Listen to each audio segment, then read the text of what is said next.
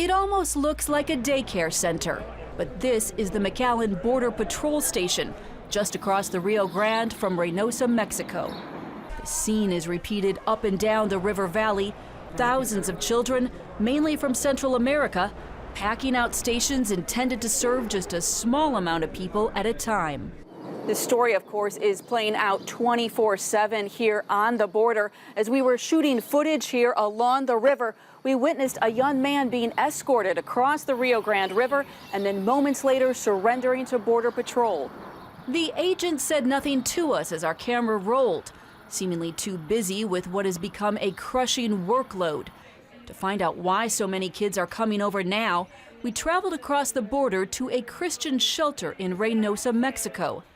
Many immigrants rest here, then decide whether or not to cross. We met 15-year-old Brian, who says he traveled alone some 1,500 miles from Honduras to find work in the U.S. and provide a better life for his mom back home. Before leaving Honduras, I fasted a lot. I told God, help me, Lord. I want to help my family get ahead in life. Brian also explained a dream he had that motivated him to go. People would tell me, if immigration catches you, they will help you a lot. As our bilingual producer Myra Alejandra spoke with Brian and others, a clearer picture emerged beyond the usual immigration talking points coming out of Washington. First, the journey from the three main sending countries, Honduras, El Salvador, and Guatemala, is incredibly expensive. Smugglers often charge families $4,000 per child. And the trek is dangerous, with Mexican drug cartels quick to assault, kill, or traffic vulnerable children and women. Some, like 15-year-old Wilmer, travel alone and hop trains to try and cross quickly. One of the hardest parts of my trip was riding the train, enduring the cold rain and running the risk of falling off. We also learned that a so-called perfect storm of events has led thousands of families to choose now to send their children across the border. We met Maribel in the Guatemalan consulate in McAllen. She was attempting to pick up her friend's detained children after receiving a call from Border Patrol.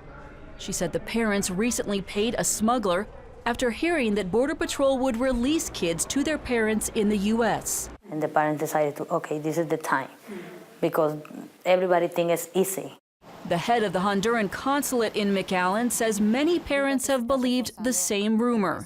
It's believed that the parents who are living in the U.S. have been misinformed about some sort of amnesty that the U.S. government would be providing the minors with.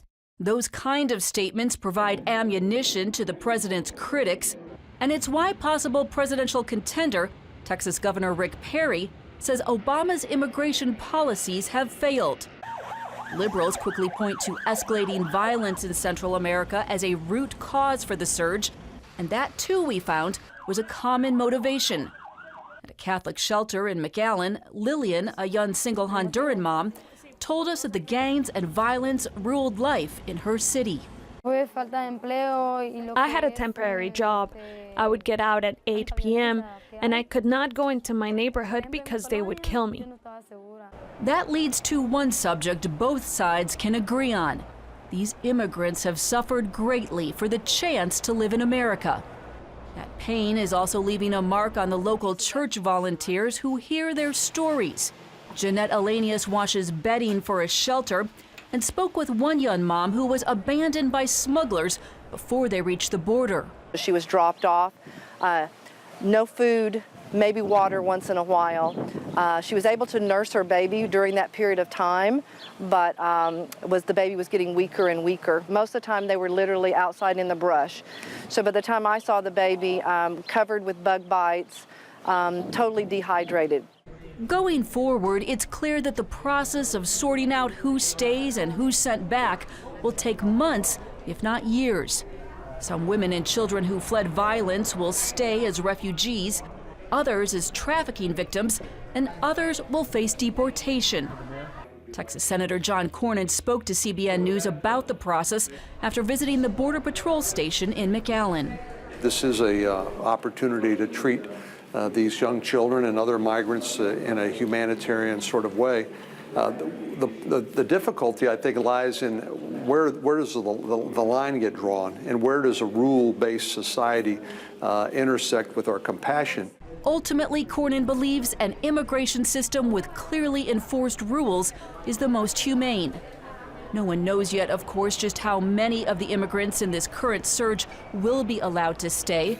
So for now, Brian is staying safe in the shelter before he decides whether or not he'll cross. Wilmer, on the other hand, has decided to return. I took a risk with my brother to help my mom. But since now I am here alone and I lost my brother, I want to go back.